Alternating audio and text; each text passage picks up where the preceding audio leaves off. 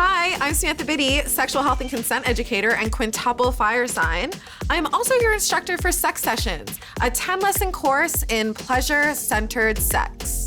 Our first lesson is in the foundations of pleasure-centered sex, which is actually a course in unlearning, unearthing, and challenging a lot of our existing ideas that are exclusionary, shamey, binary, that keep us from having a nice time. Pop quiz, true or false? Men enjoy sex more than women. The answer is false. Desire and enjoyment of sex has so much more to do with our psycho-emotional well-being than it has to do with the amount of testosterone we have. True or false? A hymen breaks the first time you have sex, or can be used to determine someone's virginity based on whether it's intact or not. False. Hymens have a lot of variance and can break or not break based on any number of things. True or false? Monogamy is the default setting. False. Thank God. True or false? Partnered sex is better or more satisfying than solo sex. LOL. False.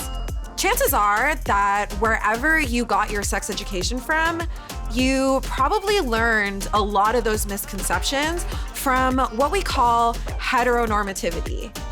I don't want to get nailed down. I do want to get nailed down. I don't want to get nailed down in academic jargon, but heteronormativity is essentially the idea that heterosexuality is the default setting, that gender and sex are a binary, meaning there's only two, the idea that that is sex and it's like the best kind of sex that we can have, as well as like really harmful gender stereotypes like man chases woman. And we learn all of that through the representations that we see of sex and relationships in our families, in religions, popular culture, and even our laws. While the gender and sexuality spectrum has been represented across cultures for like ever, the heteronorm is a very Western colonized concept that took hold, I don't know, like it's been a while. This manifests in things like gender stereotypes, like men chase women, or that pleasure and sex is only for men.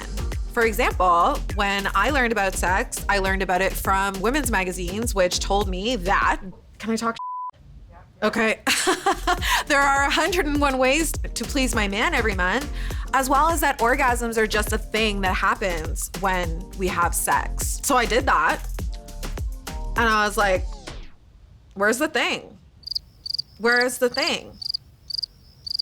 Where's the thing? In order to disrupt the heteronorm, we really gotta debunk the gender binary or the sex binary. So the idea that there is male, female, man, woman, those biological determinations are based on a ton of different sciencey things, chromosomes, chemicals, what's called our primary sex characteristics, things like vulvas, penises, uteruses, testicles,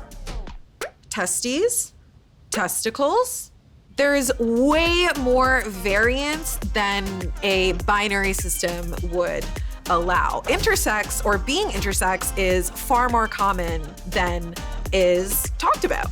Also, very importantly, sex and gender exist across a spectrum.